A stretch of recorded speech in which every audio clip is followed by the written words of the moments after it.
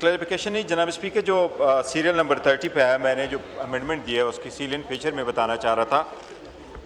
32B जो first time insert की जा रही है जनाब स्पीकर, ये तो वन थिंग है कि अगर हम कहें कि रेट क्या होना चाहिए with in the framework of the law, मैं जो पॉइंट रेस करना चाह रहा हूँ, तो अगर लॉ मिनिस्टर साहब नहीं है तो अता तारड़ साहब बैठे हैं, ये उनको देख सकते हैं।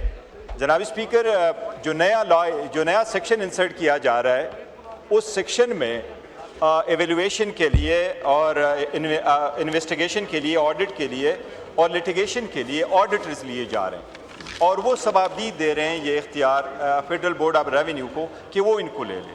बेसिकली ये आइन के ख़िलाफ़ है। वो आर्टिकल 2422 यही कह रहा है, और इसके जो रूल्स बने फेडरल पब्लिक सर्विस कमीशंस के फंक्शंस रूल्स बने, उसके मुताबिक क्लास यही है कि फेडरल बोर्ड ऑफ रेवेन्यू में इवन 11 ग्रेड से लेके 15 तक की भी अगर अपॉइंटमेंट होनी है तो वो through federal public service commission होनी है। इस पर सुप्रीम कोर्ट की जजमेंट्स भी आ चुकी है।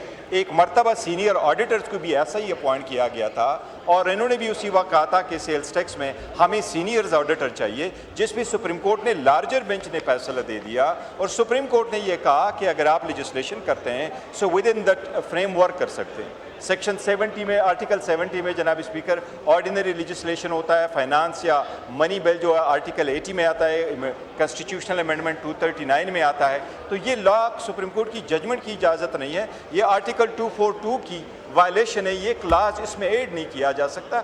ये बहुत सीरियस इशू है। अगर आप ये ऑडिटर लेंगे और उनको इतना एक्सटेंसिव पावर देंगे और फिर आप उनको ले रहे हैं कि जी थ्रू डायरेक्ट एंगेजमेंट उनको लेंगे, तो ये कैसे सिविल सर्वेंट बनेंगे? ये सारा स्ट्रक्चर गलत होगा। इस पे आप ज़रूर इनकी राय लीजिए। ठीक है, शुक्रिया जी।